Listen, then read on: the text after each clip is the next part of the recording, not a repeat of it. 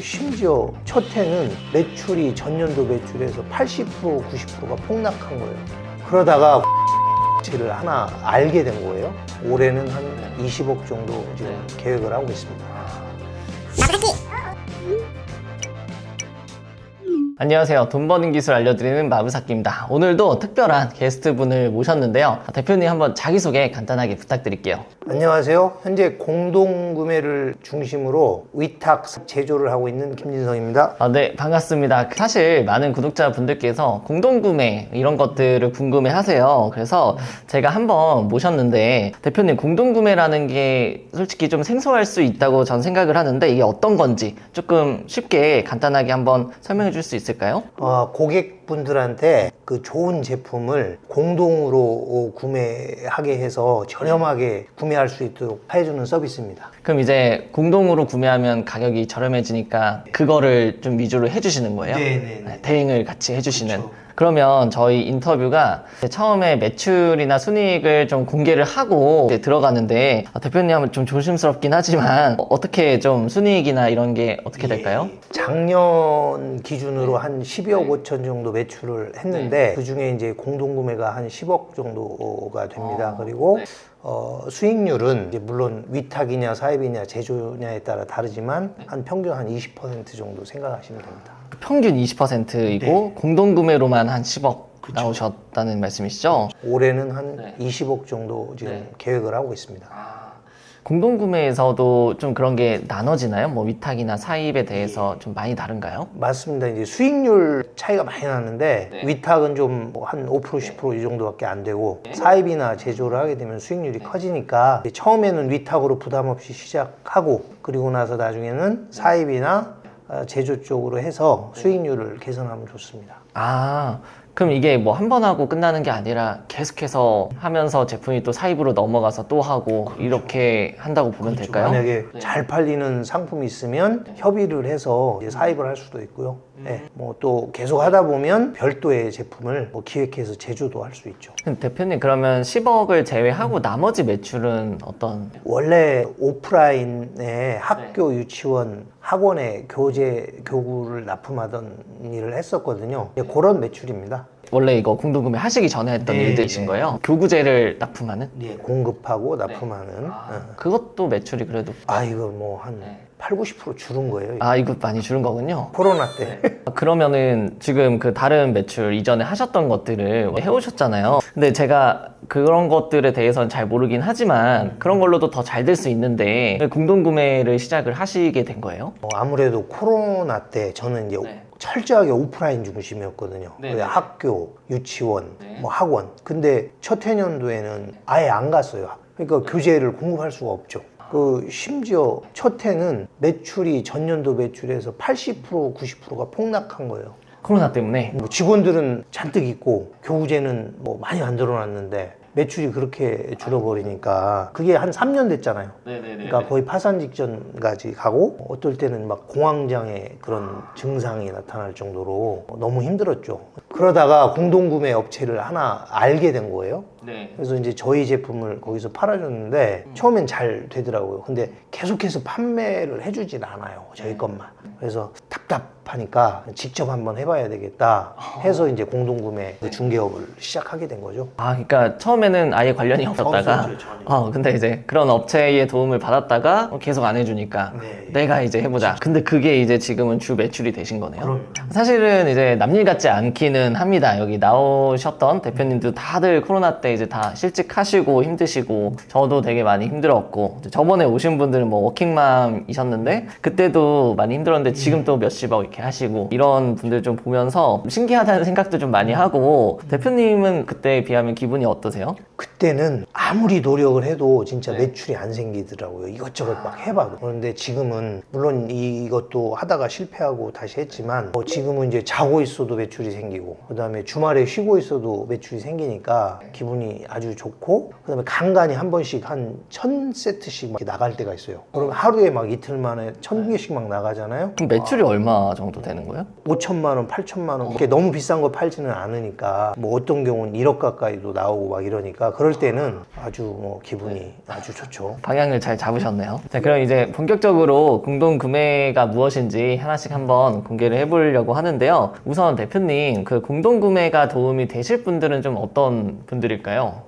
저도 그랬지만은 자기 제품을 좀 한 개라도 가지고 있는 분들도 좋고요. 그 다음에 요즘에 이렇게 막 뭔가 새로운 현금 파이프라인 같은 거를 만들려고 하시는 분들 계시더라고요. 부업이라든가 이런 거 하시는 분들이 하면 도움이 될 것 같습니다. 네, 그래서 이 영상 이제 보시는 셀러분들, 그리고 공동구매로 좀 돈을 벌고 싶어하는 부업을 포함한 모든 분들 끝까지 한번 시청해 주시면 좋을 것 같고요. 이 분들한테 왜 도움이 되는지도 한번 같이 좀 뜯어보도록 할게요. 대표님, 우선은 공동구매 개념을 잘 모르는 분들이 계실 수 있을 것 같아서 한번 좀 구조적으로 한번 설명해 주실 수 있을까요? 그러니까 공동구매라는 것은 제조사, 브랜드사의 우수한 제품이 있으면 그것을 인플루언서하고 협업을 통해서 소비자한테 저렴하게 구매할 수 있도록 해주는 개념이에요. 예를 들면 브랜드사의 뭐 왕구나 교구를 저희가 많이 하니까 그런 제품이 있으면 저희가 인플루언서한테 제안을 해요. 그러면 그 인플루언서가 사용을 직접 해보고 컨텐츠를 만들어서 인스타 피드를 올린다든지 이렇게 해줍니다. 이제 이렇게 하면 고객들은 그걸 보고 이제 구매를 저렴하게 하는 거예요. 그 제품을 구매할 수 있도록 제품 결제 링크를 저희가 만들어 드리죠. 이렇게 하면은 아무래도 인플루언서가 직접 사용해보고 자신의 그 사용 경험을 또 잘 써주거든요. 이게 써주면 대량 구매로 이제 연결됩니다. 그런 개념입니다. 그게 단순히 인플루언서가 홍보글 하나 써주고 이런 게 아니라 아니죠. 직접 사용하면서 느낀 것들도 올려주고 그럼요. 그러면서 이제 사람을 모아가지고 이제 판매를 하는 거군요. 네. 그럼 주로 어떤 SNS에서 조금 많이 발생을 할까요? 지금은 인스타가 좋습니다. 인스타. 왜냐하면 주 구매층도 30, 40대가 많고 또 남성보다는 여성들이 또 구매력이 더 좋으니까 인스타가 좋습니다. 그러면 대표님, 제품 소싱해서 인플루언서 통해 가지고 공동 구매를 하는데 이 판매 금액을 이제 또 나눠야 되잖아요. 네. 근데 이 부분이 좀 이해가 잘 어려울 수 있는데, 인플루언서한테 일정 부분을 돈을 주고 제품 비용을 그러면 생산업체한테 지불하고 뭐 이런 구조인 건가요? 그렇죠. 그래서 생산 업체는 대량으로 팔아주니까 당연히 수익이 발생할 거고, 또 인플루언서 같은 분들은 저희 같은 벤더사가 좋은 제품을 다양하게 또 그다음에 지속적으로 이렇게 공급을 해주니까 좋고, 뭐 소비자는 아무래도 좋은 제품을 다른 어떤 채널보다 좀 합리적인 가격에 구매할 수 있으니까 그런 장점이 있죠. 그러면 대표님, 이제 중간 벤더사 같은 개념이네요. 맞습니다. 개념적으로 저희가 좀 이해를 하기는 한 것 같은데, 조금 더 쉽게 좀 설명을 하기 위해서 공동구매를 하게 되면은 우리가 어떤 영역까지 업무를 좀 수행을 해주시는지 좀 단계별로 한번 설명해 주실 수 있을까요? 처음에 공동구매 하려면 이제 시장 조사도 좀 해야 되고, 그 다음에 제품의 가격이나 구성이나 배송 정책 같은 그런 공동구매 기획도 해야 돼요. 그래서 이제 이런 거는 저희가 벤더사들이 주로 하고요. 이 기획을 잘해서 제안을 하면 인플루언서 분들이 피드를 올리고 컨텐츠를 만들어서 홍보를 해주고 하는 거는 인플루언서 분들이 주로 해주시고요. 그렇게 되면 결제가 실제로 일어나고 발주가 나면 제조사에서 배송도 해주고, 그 다음에 고객 대응이나 CS는 벤더사가 주로 하기도 하고 인플루언서하고 협업하면서 또 진행합니다. 어쩔 수 없이 같이 해야 되는 측면이 있겠네요. 인스타로 오는 거는 뭐 인플루언서가 한다든지, 그렇죠. 네, 제품에 대한 건 벤더사가 하고, 네. 그럼 어떻게 보면은 단순히 이렇게 인플루언서한테 맡기고 끝나는 게 아니라 계속 이제 끌고 가야 되는, 네. 그렇다고 봐야겠네요. 그렇죠. 네, 보통 공동구매라고 하면은 소싱하고 인플루언서 섭외하고 이렇게만 알고 있는데, 이제 이거가 더 잘 되기 위해서는 사실은 뭐 기획부터 발주, 배송, 고객 응대나 사후 관리까지 다 이런 것도 이제 기획을 해야 된다. 그렇죠. 이렇게 보면 되겠네요. 그러니까 벤더사가 네. 이런 것들을 토탈 좀 케어를 해주면 일관성이나 신속성이 생기거든요. 이러면 뭐 매끄럽게 됩니다. 근데 이제 만약에 이런 게 좀 잘 안 되거나 이러면 뭐 갑자기 무슨 사소한 이슈 가지고 취소가 많이 일어난다든가 환불이 일어난다 이런 문제가 발생할 수도 있거든요. 그래서 시장 처음에 기획할 때부터 나중에 이제 CS까지 좀 벤더사들이 이렇게 좀 체계적으로 관리해 주는 게 좋습니다. 개인이 했을 때는 실제로 그런 문제가 좀 발생을 하나요? 있을 수도 있지만 뭐 개인이라 하더라도 그런 걸 잘 관리를 해주면 되죠. 그러면 대표님이 보셨을 때는 이게 만약에 이제 벤더사를 운영을 하고 계시니까 가장 어려운 단계가 어떤 부분이라고 보세요? 아마도 개인적으로 저도 처음에 그랬는데 좋은 제품을 소싱하는 게 어렵고요. 그 다음에 또 인플루언서를 컨택하는 게 어려우실 거예요. 그런데 이제 제일 먼저 좋은 제품을 선정한다는 게 정말 어렵더라고요. 왜냐하면 처음에는 그게 좋은지 안 좋은지도 잘 모르거든요. 판단하기 힘들어요. 그래서 실제로 막 그 제품을 소싱을 해가지고 막 제안을 하는데 인플루언서들이 그 연결이 안 되는 거예요. 답변을 안 하시죠? 안 하죠. 가만히 계시죠. 왜 이렇게 좀 답답해가지고 막 이랬는데 사실은 그게 좋은 제품이 아니기 때문에 답을 안 하는 거예요. 아, 좋은 제품이면 답변을 하나요? 그럼 바로바로 하죠. 좋은 제품이라는 건 어떤 제품인 거예요? 그거는 이제 뭐 사람마다 인플루언서마다 다르지만 이제 좋은 제품을 하려면은 이제 시장 조사도 좀 철저히 해야 되고 경쟁사 대비 뭐 가격이라든지 퀄리티라든지 구성이라든지 이런 걸 잘 봐야 되고 그렇다 하더라도 아무리 좋은 제품이라도 해당 인플루언서하고 결이 맞아야 돼요. 예를 들어서 인플루언서가 이렇게 주부인데 뭐 5살, 6살, 7살짜리 아이들이 있는 주부예요. 그런데 뭐 0세나 3세 이런 제품을 가지고 간다든지 아니면 뭐 초등학교 걸 가지고 간다든지 그러면 잘 안 팔리죠. 그래서 그런 것들까지도 다 고려해서 이제 좋은 제품을 소싱해야 됩니다. 사실은 처음에는 그런 어떤 제품의 연관도를 알아보기가 쉽지가 않겠네요. 개인이 컨택하기에는. 예, 처음에는 저도 그랬습니다. 대표님 지금 몇 년째 하시는 거죠? 횟수로는 이제 올해가 3년 차인데 작년에 본격적으로 한 거고요. 그 전년도에 하반기 때 이렇게 쭉 시작을 했죠. 대표님도 이런 어려운 점들 때문에 처음에는 제품 소싱이라든지 인플루언서 섭외에 실패하셨던 적도 좀 많으셨을 것 같아요. 많습니다. 그러니까 실제로 처음에는 잘 팔릴 거라고 해서 소싱을 딱 했어요. 근데 이제 인플루언서가 안 잡는 거예요. 뭐 이런 경우도 많았고 때로는 진짜 좋은 제품을 소싱을 해서 인플루언서가 잡았는데 생각보다 판매가 안 돼 버리는 경우도 있어요. 이런 경우들을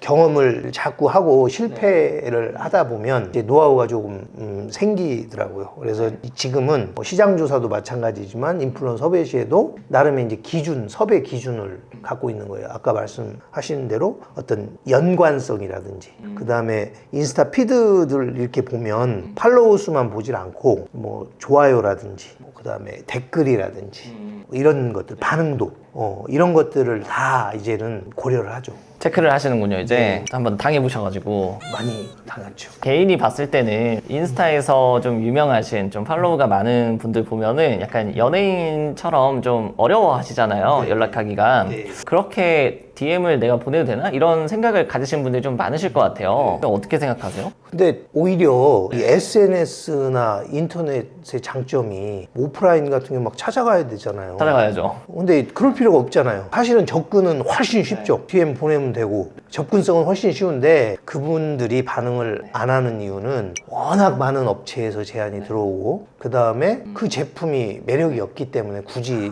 답을 안 하는 거죠. 매력이 없어서. 네, 그럼요. 대표님 혹시 가장 기억에 남는 인플루언서도 있으세요? 현재도 같이 일을 하고 있는데 10만부터 시작해서 지금 한 30만 되셨어요. 팔로우 수가. 어마어마하신. 교육 인플루언서인데 저희 교구를 홍보해 주셨는데 처음 할 때 홍보를 딱 했는데 글을 써주잖아요. 피드 컨텐츠를 만들어 주는데 와 저도 사고 싶고 그 글을 보는 순간 우리 직원들도 사고 싶다고 하더라고요. 그 정도로 글을 잘 쓰세요. 예, 사진, 글 이런 걸 잘 써주시고 실제로 이분이 한 번 하면 최소 5천만 원 이상 매출이 나요. 3, 4일 만에. 근데 지금 똑같은 제품을 최근에 6번 했습니다. 최근까지. 근데도 더 나요. 매출이 계속. 네네. 팔로워가 계속 늘어서 그런지. 그러다가 이제는 다른 제품도 이제 추가로 하기로 하고 있죠. 사실은 저도 셀러 입장에서 내가 한 개라도 좀 팔 수 있는 제품이 있으면 해보고 싶은 좀 이렇게 생각이 좀 지금도 드는 것 같아요. 그럼 이게 내가 이제 직접 공동구매를 해가지고 대량 매출을 만들어낼 수도 있겠네요. 공동구매의 큰 장점 중에 하나가 대량 매출도 매출이지만 브랜딩까지 할 수도 있어요. 그리고 실제로 제가 A사의 어떤 클레이 제품을 했었거든요. 워낙 유명한 제품인데 안 팔리는 거예요. 그래서 저희한테 이제 공동구매를 의뢰를 했는데 이 제품은 지금 거의 뭐 작년 올해 해서 연간 한 10,000개 정도는 이렇게 저희가 판매를 했고요. 공동구매로? 네, 공동구매로. 시장에서 안 됐는데 제 창고에 박혀 있었어요, 재고로. 아무리 우수한 제품도 모든 제품이 다 팔리는 건 아니잖아요. 그런데 공동구매 채널에 적합한 제품들이 있습니다. 그걸 볼 수 있어야 되고요. 그 다음에 또 B사의 알파벳 제품은 제품 퀄리티는 좋은데 인지도가 없었어요. 처음 시작한 업체라서. 그거 같은 경우는 공동구매를 통해서 이제 브랜딩까지 돼버렸어요. 그래서 이제 추가 제품도 론칭하고 사업도 잘 되고 아예 브랜드화가 돼버린 거예요. 이런 경우들이 왕왕 있습니다. 그러니까 공동구매도 하나의 어떤 채널이네요. 이제 상품을 홍보할 수 있는 채널이 돼서 그게 잘 되니까 아예 이제 회사 자체가 잘 돼가지고 어마어마한 것 같습니다.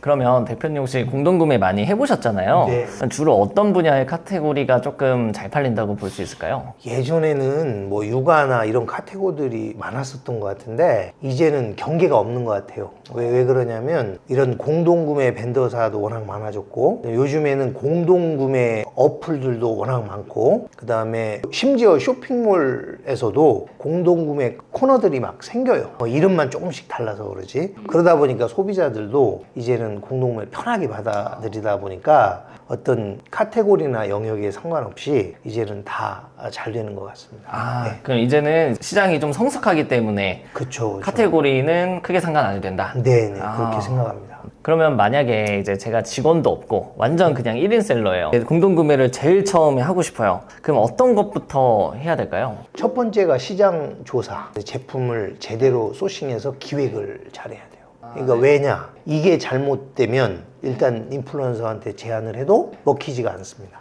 연결이 안 되니까 진행이 안 되잖아요. 또 설령 진행을 해도 매출이 안 납니다. 그래서 철저한 시장 조사와 제품 소싱을 통한 공동구매 기획이 우선입니다. 그러면 결국에 카테고리는 상관이 없지만 그렇다고 해도 공동구매에 적합하지 않은 제품은 있기 때문에 많습니다. 네, 그런 거는 조사를 해야 된다. 그럼요. 꼭 공동구매에 다 적합하지는 않아요. 네, 그러면 대표님 솔직히 셀러분들이 적합한지 적합하지 않은지도 잘 모르고 인플루언서 어떤 사람이 있는지도 잘 모르잖아요. 그래서 이런 게 어떻게 보면은 맨 땅에서 하기 쉽지 않을 것 같아요. 대표님 좀 어떻게 뭐가 좀 있을까요? 뭐 저도 그랬지만 초반에는 쉽지가 않습니다, 솔직히. 근데 원리만 조금만 알면 금방 할 수 있거든요. 마부사기님이 요청을 하셔서 그런 노하우에 대해서 이제 무료 특강을 한번 열어보려고 합니다. 그리고 만약에 처음 진입 장벽이 제품 소싱이거든요. 근데 이게 만약에 잘 안 되는 분이 있으면 현재 공동구매가 잘 되고 있는 제품을 저희가 공급해드리려고도 합니다. 맞습니다. 이제 그래서 저도 이제 대표님과 함께 생각을 좀 해봤는데 공동구매 분야는 제가 유튜브에서 거의 처음 다루다 보니까 한번 구독자분들을 위해서 무료 특강을 한번 열어주십사 부탁을 드렸어요. 그래서 저희가 본문이나 고정 댓글에 신청 링크 남겨둘 테니까 신청해 주시면 좋을 것 같고요. 참고로 이제 선착순입니다. 그래서 신청 다 해주시고 내 제품이 실제로 공동구매에서 팔리는지 궁금하다 하시는 분들은 유튜브에서 이렇게 딱 얘기하기가 어려운 측면이 있어요. 그래서 현장에 오셔가지고 검토 받아보시면은 큰 도움 되지 않을까 싶습니다. 대표님은 향후에 어떤 좀 비즈니스로 좀 확장을 고려하고 계세요? 제가 이제 제품을 직접 제조도 하니까 이런 걸 브랜드화해서 여러 벤더사들한테 좀 공급하는 쪽으로 확장을 하고 싶고요. 그다음에 이제 공동구매만 하고 주로 하고 있다 보니까 상시 판매가 어렵더라고요. 그래서 상시 판매도 좀 잘해가지고 상시 판매와 공동구매가 좀 선순환 되는 그런 구조를 만들고 싶습니다. 대표님은 그러면은 향후 5년 뒤에 어떤 대표가 좀 되고 싶으세요? 어쨌든 이제 공동구매 중개 사업을 시작했으니까 적어도 이제 공동구매 분야에서 그래도 좀 인지도를 어느 정도 쌓고 싶고 어쨌든 그 좋은 제품을 합리적인 가격에 만들어서 벤더사나 인플루언서들한테 제공해주는 그런 좋은 회사로 남고 싶습니다. 아, 네. 오늘 나와주셔서 너무 감사드리고요. 정말 좋은 정보 너무 많이 주셨는데, 이제 마지막으로 저희 보고 계시는 구독자분들께 해주실 말씀 있으시면 한번 해주시면 감사드리겠습니다. 예, 저도 코로나 때 엄청 힘들었다가 공동구매로 활로를 모색했거든요. 근데 요즘 또 뉴스에 보면 코로나 재유행 얘기가 막 나와요. 그리고 또 경기 침체 얘기도 많이 나오고요. 그래서 혹시라도 구독자분들 중에 공동구매를 통해서 뭔가 새로운 활로를 모색해보고 싶은 분이 계시다면 제가 성심성의껏 제 노하우를 알려드릴 수 있습니다. 그래서 이제 이게 도움이 되었으면 하고요. 아무쪼록 감사합니다. 네, 대표님 오늘 나와주셔서 너무 감사하고요. 오늘 영상 여기서 마무리하도록 하겠습니다. 감사합니다. 네, 감사합니다.